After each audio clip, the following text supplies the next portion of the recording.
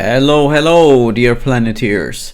This is Gigaschatten, bringing you another episode on tips and tricks for the game.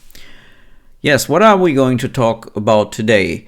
Did you ever thought about, what are the best players actually doing, what I am missing, and wouldn't it be nice if there would be a way to see and learn from the best of the best directly? So let's say you have an idol and, to see how maybe Magnus Carlsen improved his chess play, or your favorite other sportsman idol, how he is training, etc. Well, here in planets.nu, this is actually possible, and I'm going to show you how to do it. The first thing you do is you are logged into your dashboard. You go to this page which says Mercenaries. You click on it.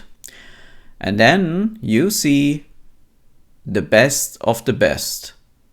The best players overall listed here with the ranks and achievements and everything.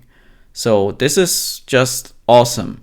And by the way, you also see Joshua here. He is the inventor of planets.nu, and he has a very great video on how to play the rebels. Go check that out. I will post the link into the section below this video. But for now, there is a very nice way on to see what these people are actually doing, and I'm going to show you now exactly how to do it. Now I'm repeating myself, but that's okay. So let's say you either choose a person here from this list, or you had to buy race. Here, for example, you will see that Bilbo is the best Federation player, and Batman, whom we just saw, is the best Lizard player, and so on. So if you're really interested on only to see how to play a certain race, you can then maybe go to this list.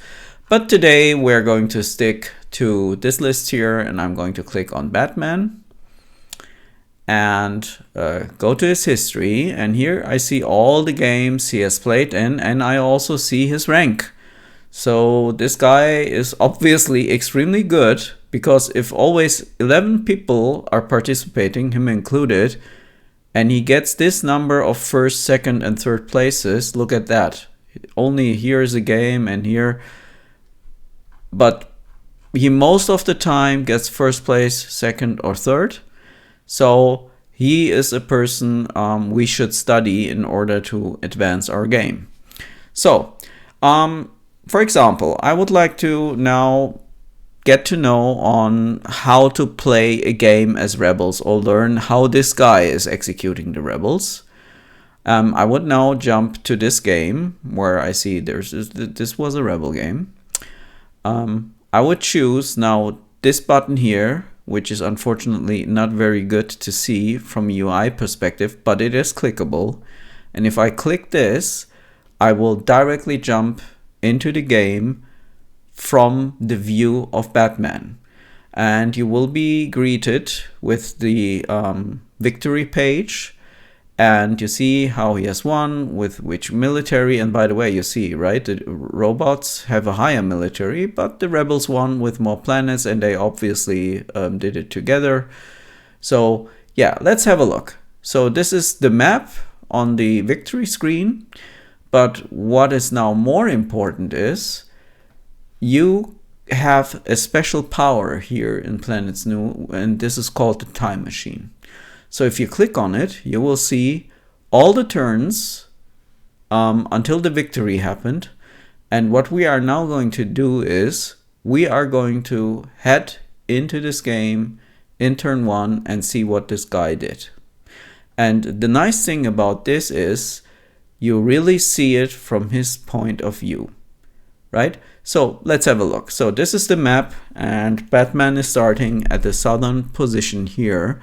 There's a nebula here, and just by looking at it, I see here a large gap, and here's also a gap, and here are lots of clusters of planets. Here this is a nice cluster, and just by looking at this, Here, there might be a strong opponent because all his planets are connected.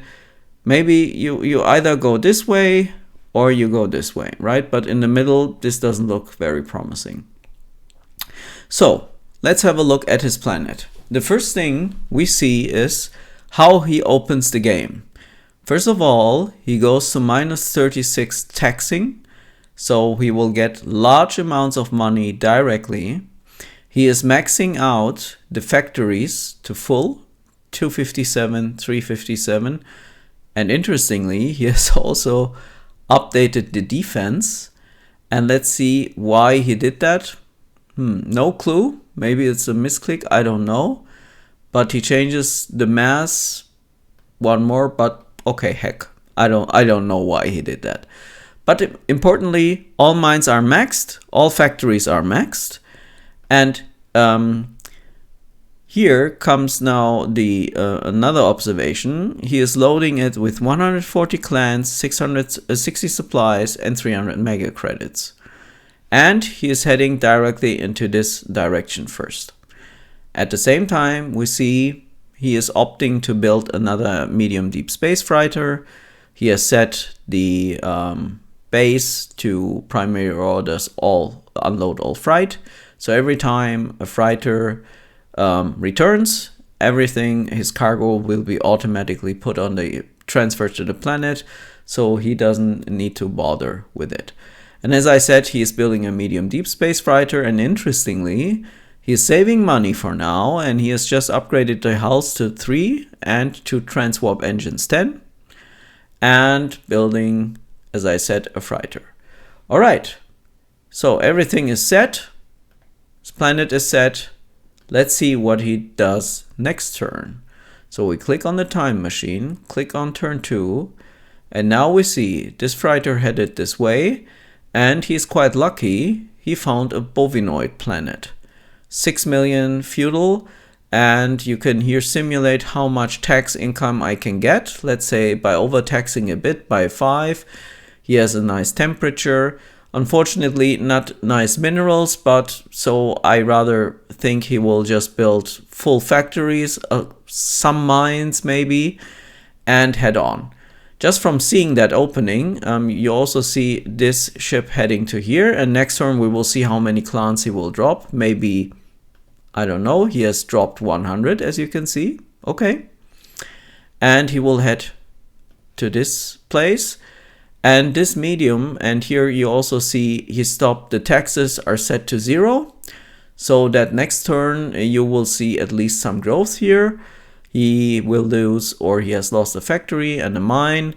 And again, how is he loading up this ship? This time it's different. He has now 160 clans, so it was 120 before, if I recall correctly. No, it was also 140, right? And he's sending this one to this direction. And what is he building? A large deep space freighter. So what did he do?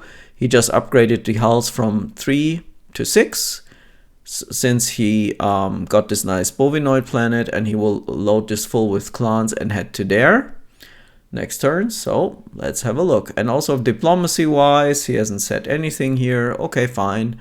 So let's have a look at the next turn, number 3. Okay, the medium deep space freighter has moved on. He has found a nice insectoid planet. I'm saying nice, but actually it isn't nice, because you only have 605,000 of those insects. If these were 6 million, wow, this would be a great change in terms of income. But even if you tax these insects, which are only, below 1 million, but they have a nice government, you would still get out, like, by overtaxing 300 mega credits, and temperature's okay. And again, but here you see this is a nice fuel planet, so here he can get lots of fuel. But he will continue the exploration of the galaxy with his medium deep space freighter, and he has transferred these amounts onto the planet. So let's have a look at the next ship. He has encountered avians, but unity government. Oh my god. Again, the numbers are low. 83 3 degrees is quite high. They will not, you know, grow a lot, but you can always overtax them quite nicely like this. And for, let's say, like 6-7 turns, and then if you go to 0 in 2 turns, you have them again up to 100%, and then they will grow. So nice money planet found here. He directly drops these amounts here, and let's see where the large deep space freighter goes.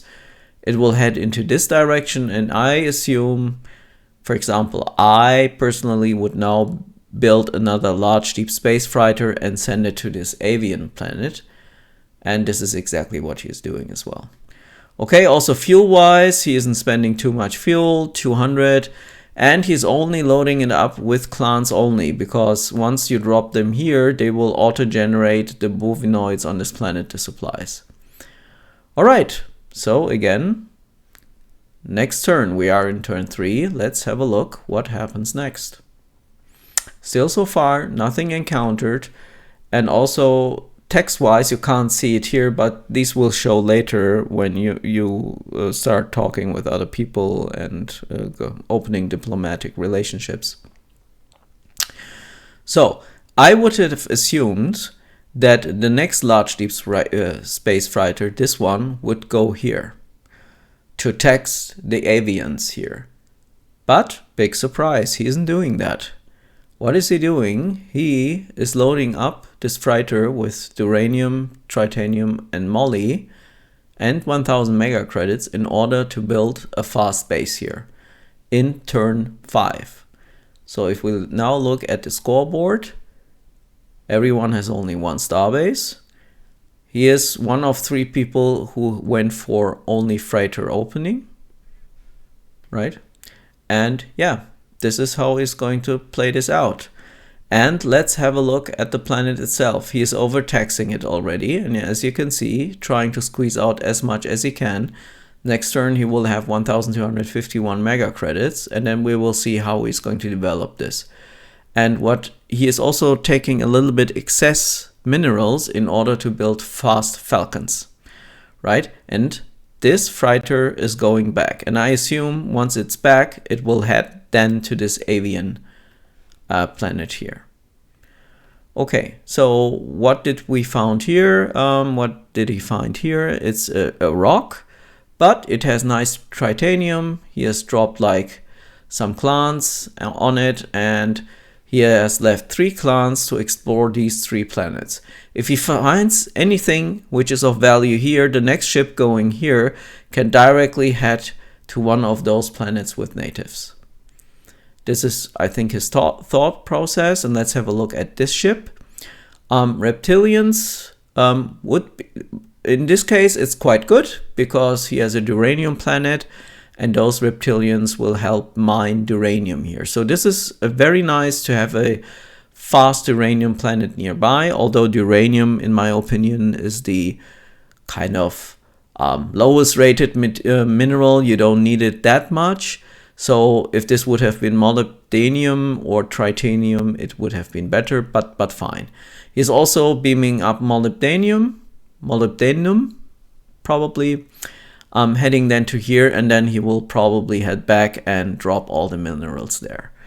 And also again, just sparing 1 clan here, so he can drop it onto this planet and get back. And again, what is he going to build? I would probably go for a Falcon now. Not sure, so let's see what he's building. Maybe another large deep space freighter. No, a Falcon. Also, Nova Drive 5 2 lasers. You don't need high drives on these kind of ships, because even if you go for overdrive, you know, setting a higher speed than what your drive is capable of, because the mass of this ship is so light, it will not burn much fuel, not much excess fuel. Okay, so with that, let's go for turn number 5. As predicted, he has built a second base here, and if you look at these numbers with the excess minerals he brought and also the mines And defenses, again, defenses are set to 21. I need to find out why he's setting them to 21 and not 20. Maybe there's a reason for that. Not sure. But what we can already see is with the overtaxing, so he's overtaxing these quite hard. And this is, for example, something I would have not done. But I understand why he is doing it, seeing it. He is developing that planet much faster that way.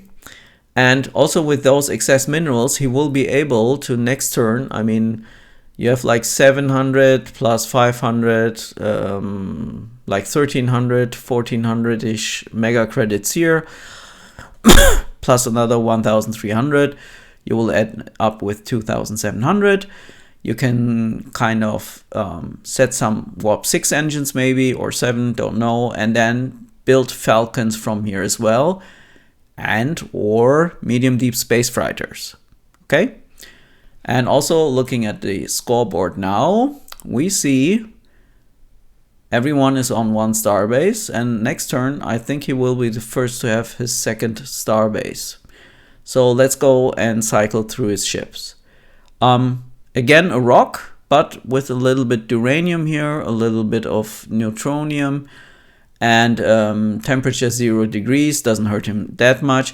But again, here you see he's beaming up uranium, molybdenum, and he's going to drop both here at that base, so he can start some small ship production here.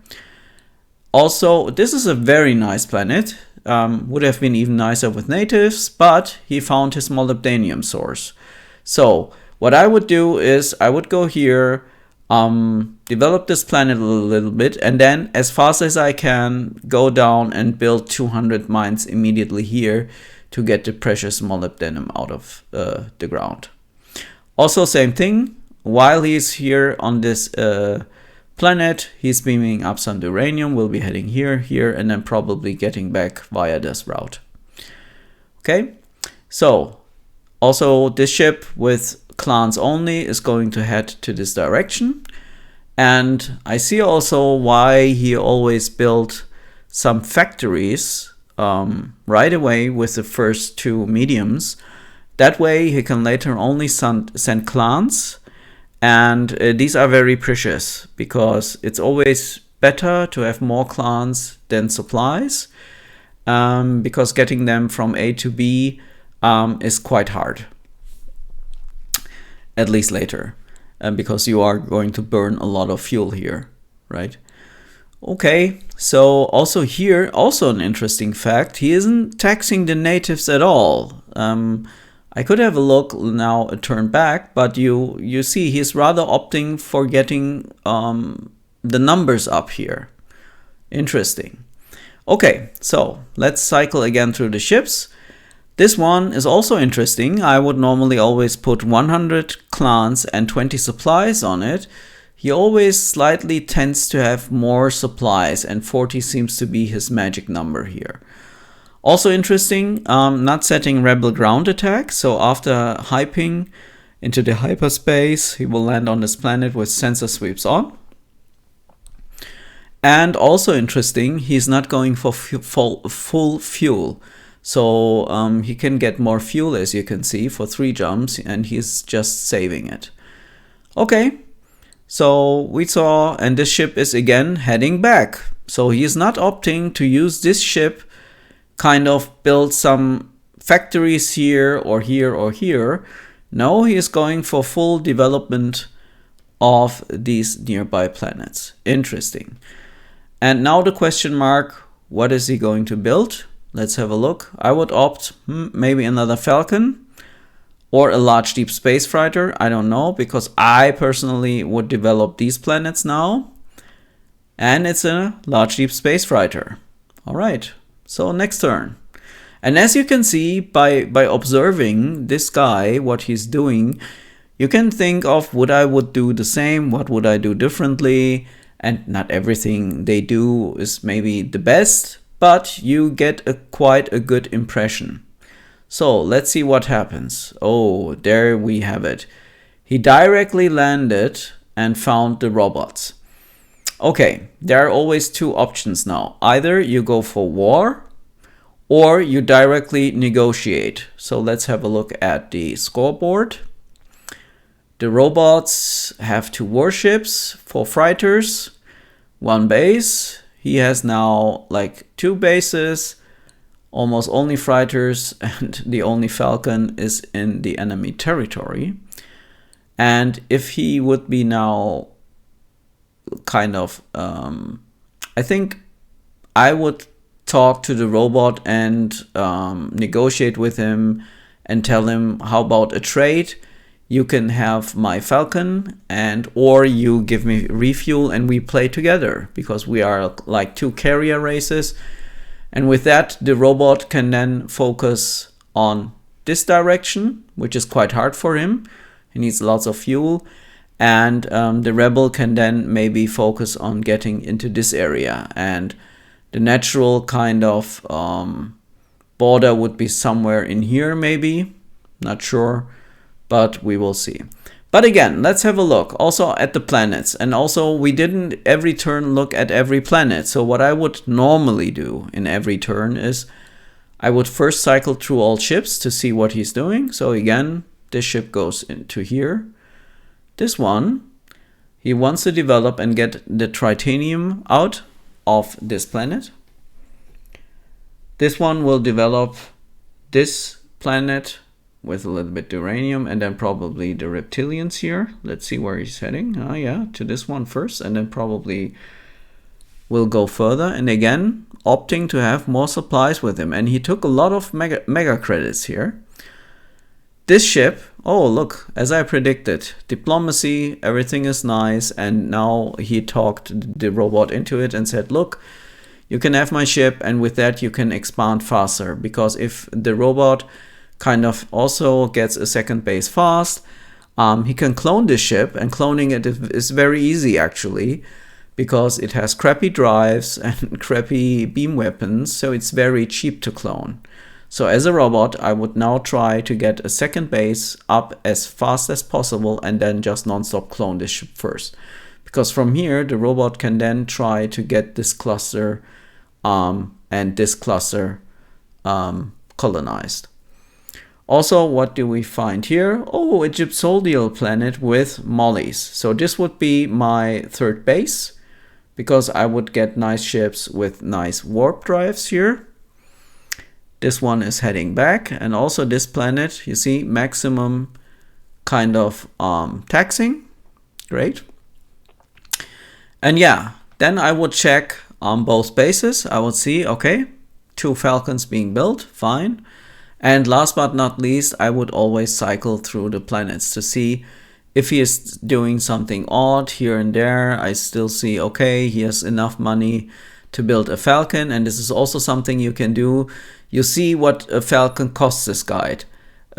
Almost nothing. 8 uranium, 10 titanium, 19 molybdenum, and 77 mega credits. And that's it, right? Awesome. Okay, so let's cycle again through the planets. Nothing out of the ordinary here. Okay, he's building up some defenses here. Yeah. Okay, good. Next turn. And now, you know, if you want, you can go by 2 turns. Not every turn, but if you have time, you can do it. Oh, I will get a turn back, because the next falcon he built will jump to here, and then he will spot this guy. So let's see. Time machine, go back to turn 7. That's interesting. Again, they have obviously now set vision for each other. So let's check diplomacy. As you can see, share intel is set. Okay. They are definitely playing together. And yeah, let's have a look. Again, cycle through the ships, newly built ship. Again, favoring the 40 supplies. And as I said, I'm always for 100 clans, 20 supplies, a little bit of mega credits. But I think this is nice. I will have to think about this, because he's always kind of pre-developing the planets before bringing additional resources in. Okay, this one, he's heading with 400 clans to this planet. And he has carefully calculated how many clans he needs on this planet. So let's see if how 400 would result.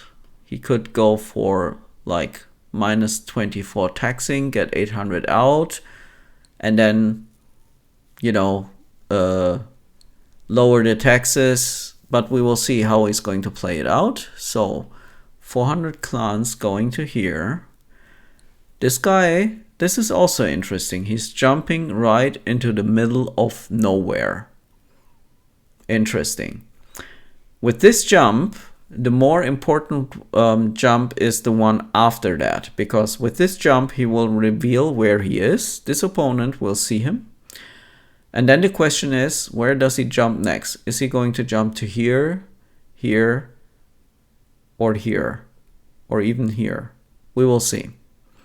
So he has a plan in his mind. Okay, now let's have a look. 11 clans dropped, and as I predicted, he will go to that lizard planet. And what did he find here? Again, Molly. So nice. He has like, this one is with Molly, and I said he is going to develop that, and that ship will probably go this route and then this route. And yep, 200 being dropped. Here is a maximum, I guess. No, he could drop more, but here he wants to get out the tritanium as fast as possible. But he's not only building 200 mines directly, but a kind of a mixture. A little bit more focusing on the minerals. Fine. And this ship with clans going to the avian Unity planet, we will have a look directly to it. First of all, the 2 star bases. Okay, next is a Gemini, good ship, which can, you know, build fighters, but also be used in the beginning for transports, like a cargo ship. And here again, another Falcon. All right, so now last time is now we have to look at the planets. Again, overtaxing, and always look at this. So this is something I will incorporate, going for -6. As you might know, if the happiness is at 70%, clans will grow immediately. By dropping it always to 64 and then reducing the tax to 0, next turn they will reach 70, so they will grow as well. So this is something I am going to incorporate. Let's have a look here. And this avian planet, he is now fully taxing it. He doesn't care about going into overdrive mode, because if you reduce them to 0, no, you would still get some growth here. Okay, interesting. Let's have a look at this. Still, I can build some Falcons from this planet. Okay, and since you have seen they're very cheap, you can every turn chunk out one of those. And besides that, I don't see anything really out of the ordinary here. Okay, back to base. So now let's jump into Time Machine, into turn number 8. And now things are getting interesting. He has seen, okay, he has the colonies next to him. And what the colonies player is already doing, this is covered in one of my other videos as well, is a bad thing. He has set waypoints, and in such a way that you can always see from where he's coming from. So obviously he is coming from here, heading to here, and coming from here. And also he came from here heading to there, right? So bad thing, because I then know, okay, this planet, this, and this, they are, you know, colonized by colonials. Right, so chit chat will be probably going on, but I don't think he will ally up with him, because otherwise he would be kind of stuck in between, but not sure. We will see. Let's have a look at the scoreboard at this time. Besides him, the privateers and robots have now built a second base, or have it already. And if we look at the ships, which we can now see because share intel is set, we have a cat here, 2 cats more, 2 LDSFs, here's 1 Falcon, and that's it. So no Falcons cloned yet. Fine, interesting. And let's have a look at the ships. This one will head to here and then probably get some minerals. And from the home world, you can already see uranium is getting a little bit short, but not quite yet. So he still has a little bit of time. He's now going to try to colonize this area. So he has an agreement with the Borg to say probably here, let me kind of expand a little bit in that direction. This ship is kind of getting some minerals back. All right. Also, this one is heading first to here and then we'll head that way. And as I thought, he will jump right into the middle. And then from there, eager to see which direction he will go. Here, it's a rock, uninteresting planet. I don't think he will drop much. Yeah, as I said, one clan, good. And also you see he's going into overdrive. He has warp 5, but the distance to the next planet is larger than 36. So he uses warp 7 to reach this planet without any of these ships seeing him doing that. Okay, and instead of me predicting that from this planet he would jump directly to this one, because here we have another molybdenum source, he's jumping to this one because here also 11,000 molybdenum are stored. Wow. Okay, so ships getting back, okay, and again, what is he building? Falcons. Okay, so the rebel playstyle seems to be open up with freighters and then just build those really cheap falcons. And the falcons have the advantage of A, not using many minerals, B, being really cheap in mega credits, C, you can overdrive them, the speed, and D, they have a decent cargo space, which means 120 is really a lot for such a small ship. Yeah, I think, if I would guess, I think Joshua likes the rebels a lot, and maybe Tim Wisseman, I'm not sure, I think he was called Wisseman, right? Also favored the rebels a lot. Okay, so we are in turn 8. And we are going to look at this now until we're going to jump to turn 10 directly. I see a large deep space fighter coming here. So I would assume there are nice natives here. Another rock. So the probability of having natives in one of these planets is high. Rocks everywhere. Here even amorphous, very bad. He jumped to this place here and then he continued to jump into the middle. Okay, maybe he expects the Borg to be here and then maybe ground attack them. And also these two ships, they're going to explore the nebula to see if there's anything in there. And if I would guess, again, Falcons are being built. No, at the meantime, we got a rush out. And he also preloaded the fighters here. Very interesting. And also let's have a look at the second base. He's building a Cygnus with already Mark 7 photon torpedoes. Wow. Again, advantage of this ship. It's small. Cargo space is really crappy, but it's a very low tech. It's tech 1, but it has 4 lasers and photon torpedoes. Cool.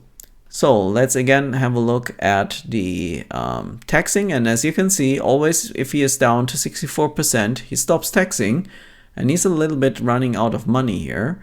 So let's see from where he's going to get the money. Here the avians are producing nicely some mega credits, and this ship will head this way and then probably back. And here he has some money for this planet. Okay, still continues, and he's using these 3 ships from these planets to always support it fully with minerals. As you can see, this is also something interesting, also for the robot the same. What I would take out of this is they haven't expanded really into these areas. Do you see that? This guy is only operating from 1, 2, 3, 4, 5, 6, 7, 8, 9, 10 planets. That's it. This is his game style. He's maxing out mines as fast as he can, and also factories here. I know other players who directly go only in mines, and from these, they build up a small fleet. Also from the scoreboard, let's have a look. Like, besides the robot, only the privateer is the only one who has a second base. Also very interesting. Okay, so again, just this ship is jumping to here. Also, why is he jumping to the amorphous planet? Question. He has got a lot of clans and he definitely wants to colonize that. Okay. This ship, again, look at this, collecting small rounds of minerals from each planet. This planet has now more uranium and he will head this back, but let's have a look at the ships, continue with that. As I said, jumping to the nebula, nothing found here, probably, okay, small amount of clans dropped, probably enough so that growth will happen. No, it will not, because it's 88 degrees. And here, sorry for that coughing, a little bit ill. He is now going to get this area, and as you can still see, probably these two ships are visible now, but if the colonial can't see those, he's still clueless on who his neighbor is, probably. Okay, so getting minerals up, and again, what are we building? A Patriot and a Cygnus. Okay. So now, next thing I'm going to do is will go forward always 3 turns at once. And I don't see any kind of big action. I see here this ship, not sure what happened here, but I'm not going to bother at the moment. Maybe it was a misclick. Doesn't matter. And let's have a look. And he's now building a Sage class repair ship. Okay. And so this seems to be a custom or a campaign game. I will have a look at the settings after that. And yeah, still developing. And from here now, you can always like go more turns, but I advise you to go each turn individually. But for us, we're now going to jump 3 turns at once. And here we have the first action going on. He has loaded up a Patriot. And from before, from the movements, he knew this and this one and these ones are colonial planets. And he's attacking them with small ships where he is pretty sure he can capture the planet, 16 torpedoes. So with 4 torpedo tubes, this ship can fire 4 rounds. And also he will conquer this planet here, and then probably after that head into that direction. Not sure, we'll see. So let's go and have a look at the ship list. What kind of hulls does he have? He has lots of Cygnus class destroyers, and look at that, all Quantum Drive 7, Mark 7 photons, and always 16 torpedoes loaded. Then he has lots of Falcons, lots of LDSF, lots of mediums. He has 1 Merlin because he has a bovinoid planet, and 1 Rush. And as you can see, this is now turn 16. Total ships is 178. He still has some time because the people aren't building that many ships because they're almost all of them are stuck on 1 base. So he has some time, and yeah. Next turn, let's jump now to 20. As predicted, the ships went from here to that direction, and this is quite funny. They're just performing a rebel ground attack, but besides that, not attacking the planet, the ships. So no primary enemies are set. And let's have a look. This is a siliconoid. Okay, and this is an avian planet. Okay, nice. And he is now again further sending his ships into this direction. He's not afraid of fighting the colonial, who is kind of got pissed, as you can see, And he's sending a Virgo that way, and with an accompanying Cobalt class fuel generation ship. At the same time, he's also attacking from this direction these planets. And a waypoint is set like this. I'm not sure from where this guy is coming from. And again, these sicknesses, he is using them as small armed ships to crush those planets. And they're really quite strong.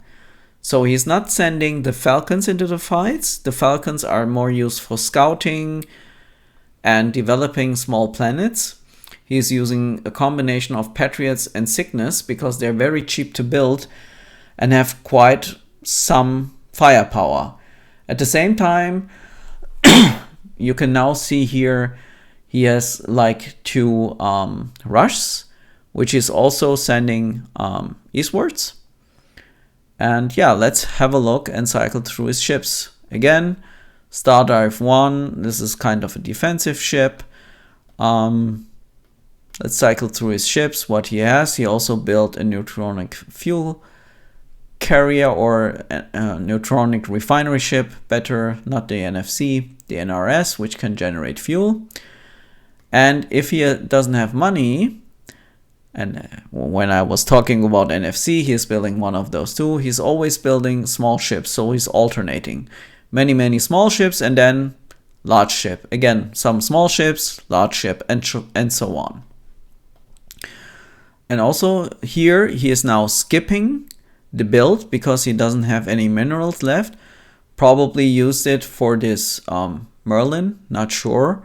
But he is kind of doing beam up supplies and then converting all of these to tritanium. And then, filling up the planet, 300, 300, 300 next turn. And then he can continue building whatever he wants. Here he got that's also interesting. Look at that.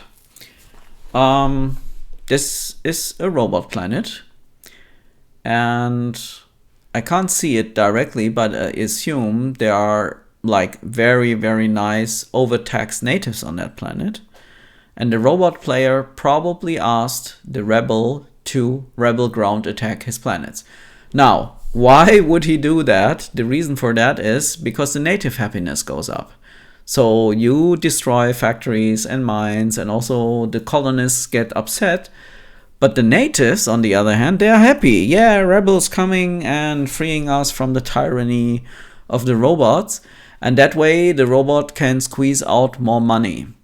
And also, let's have a look. Who is his opponent? Oh, these are the lizards. And again, the lizard player is flying with waypoints. Very bad. And you can see a lot of things here. And although I see a robot lizard class cruiser, maybe he got that in a fight, not sure. Captured it, but I'm not sure if they are allied. I wouldn't do that. But who knows. So let's further cycle through the ships.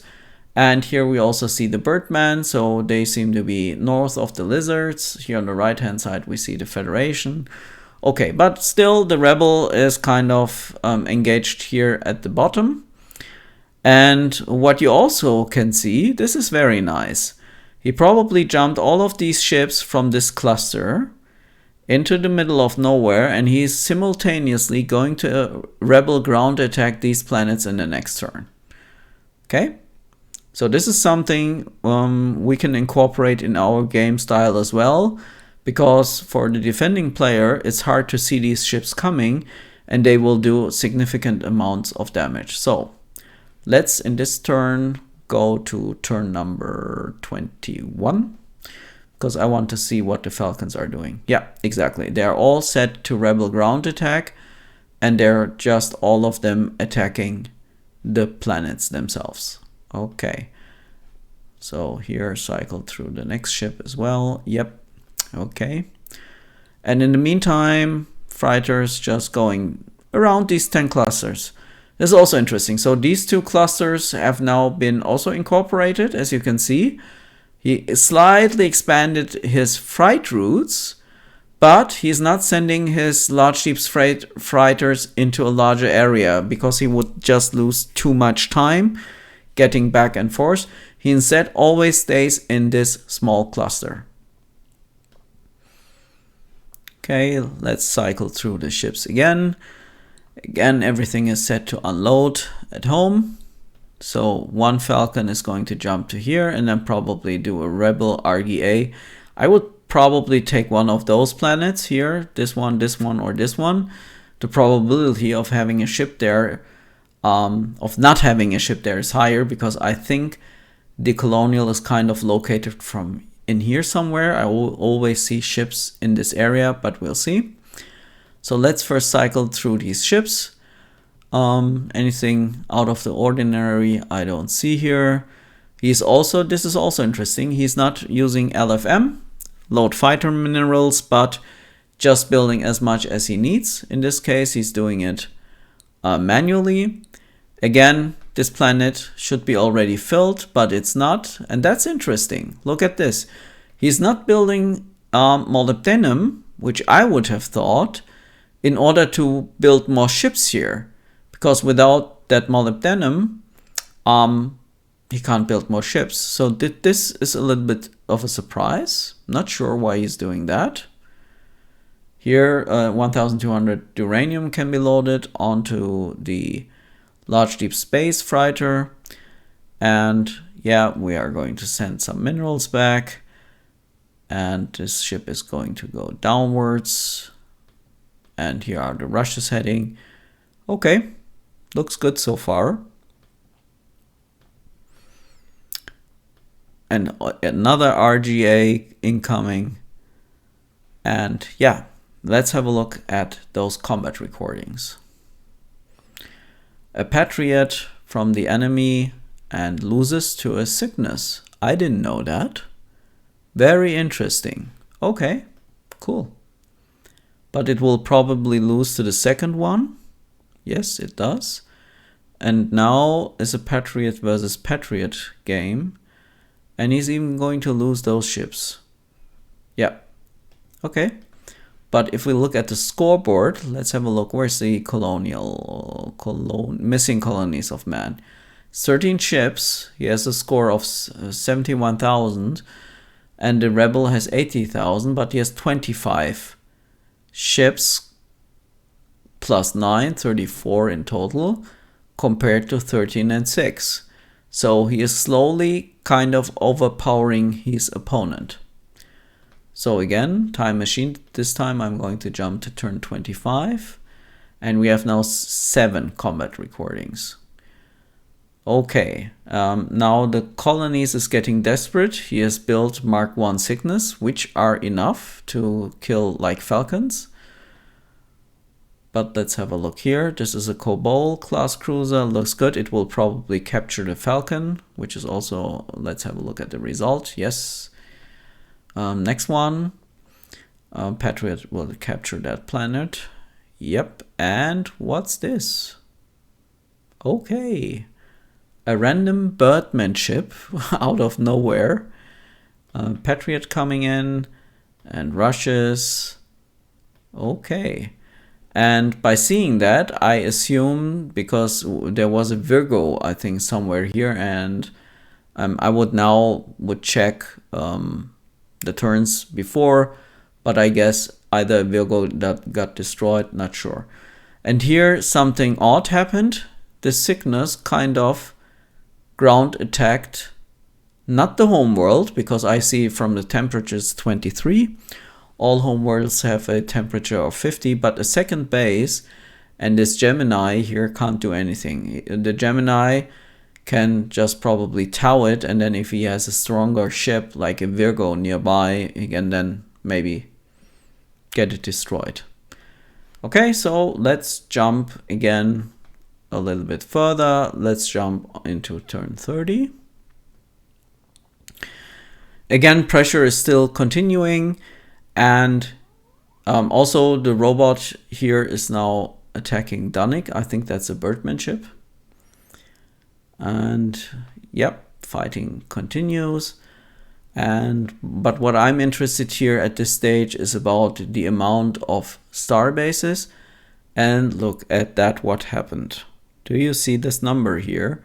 So I would also opt to watch this Jolly Roger on how he developed. Maybe he got extremely good planets, or I'm not sure. But within a couple of turns, this guy built massive amounts of star bases, acquiring lots of priority points. And I mean, this game is also kind of developing very slowly, because by time 30, the ship slot or ship limit is still not reached, which is quite a thing. This is quite slow, to be honest. Okay, score-wise, as you can see, the rebels are dominating everyone, except here, the missing colonies of man are not that bad. I mean, they have a larger fleet than all others, except for the robots and the rebels, right? And I think with securing the kill, Batman over the colonies, taking out, you know, after robots, the guy who's the strongest, I think this is the reason why he won this game. But not sure. So, again, let's now have a look at the ship list. Always like 5 to 6 Cygnus, Falcons, 2 Geminis, only 4 large deep space fighters. This is also astonishing for me, because I usually tend to build more, like 6 or 7. But as it seems, you don't need them, especially not as a rebel. And Merlin, neutronic refinery ship, and then 3, 5, 6, 7, 8, 9, 10, 11, 12, 12, 13 rushes by turn 30. Okay. Time machine, again, now jumping in 5 turns, 35. And more combats. I'm not going through each and every one. And I pretty believe that the Virgo will win this. And as you can see, I'm totally wrong. Although the Rebel ship costs less, had less fighters, it also costs less minerals. It beat a Virgo. Odd. And with that, he will now clean up the rest. It's just enough fighters to get everything cleaned up. Okay, let's have a look at the ship limit. We are at 459, so in 2 or 3 turns, the ship limit is full. And the robot, look at that guy. 26 star bases. Really? And interestingly, look at the rebels. I mean, they are not building, they haven't built any ships last turn. Okay, so maybe, I'm not sure why this is the case, but this is maybe a video for another time. Again, time machine. Let's jump to turn 40. Have a look, and now what kind of things are going on. Yeah, they are not afraid to trade ships. This is also something I have to incorporate into my gameplay, because I would never attack someone so bluntly and then be sure to lose ships. But they're just doing it. He's playing a totally aggressive gameplay I'm observing here. Okay, so what does the scoreboard say? Borg is kind of not existent in this game. Empire also not existent.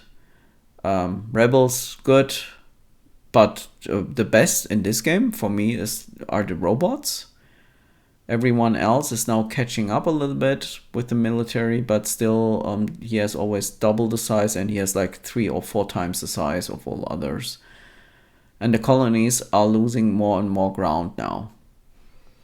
Again, time machine, jump to turn 45. And as you can see here, those ships finished their mission, heading back. And yeah, slowly still attacking him, and the robots are now going to start to mine every area until here.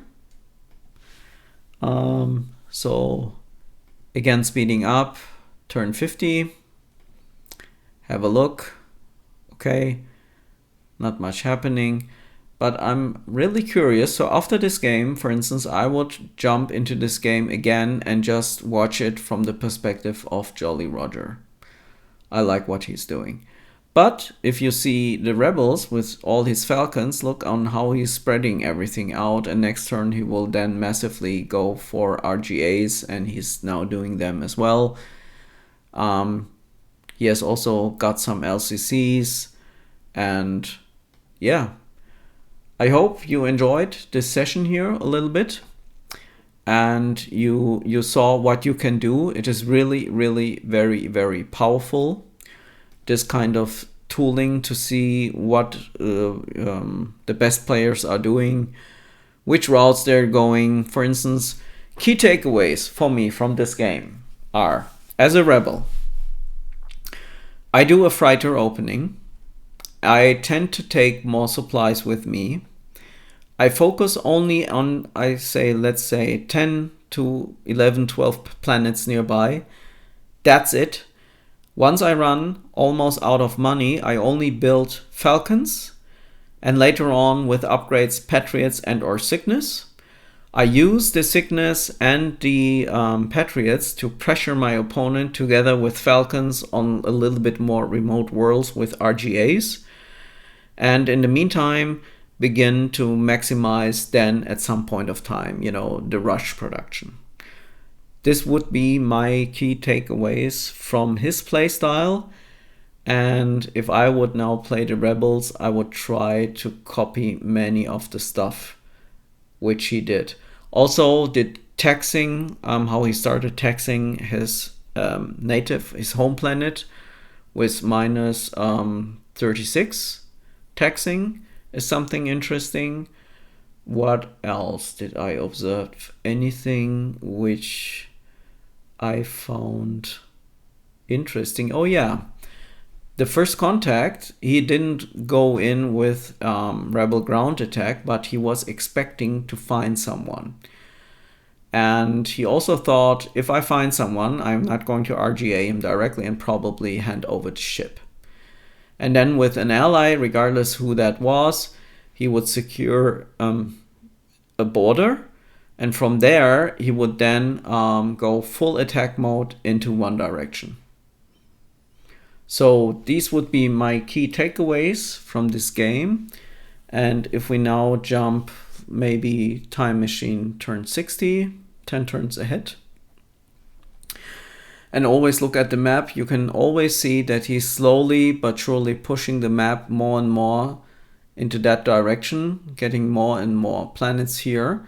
And also these minefields, they're robot ones. So he's now playing with the robot because it's now pretty easy, because the robot, since he has a falcon, can just jump into his area. He hands him over his ship, and then he can start laying mines for him. Yep. So let's have a look.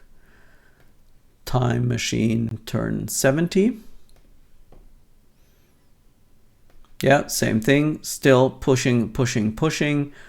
And you see more and more minefields popping up by the robot. And he is also kind of mining hell out of the map. And here we see the Empire, but he was almost non-existent. He is also interesting. Look at that.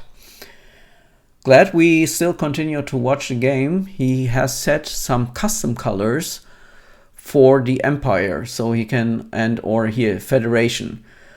So that way he can more easily identify which ships belong to whom. Cool. This is something I'm going to do as well. I think you can do that here from the settings. Not sure where he did that. I'm pretty sure it's here somewhere. It's either game settings or settings.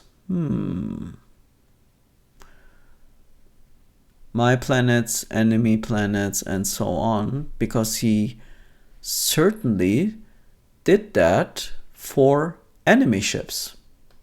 I need to find out how he did that. Look at this. Crystals are standard red, and the Federation ships are all set in yellow color. Interesting.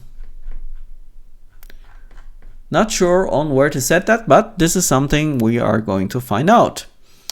Okay, let's continue. Turn 80. Not many turns left. Obviously, I think the Federation is, maybe he has agreed to not attack them, not sure.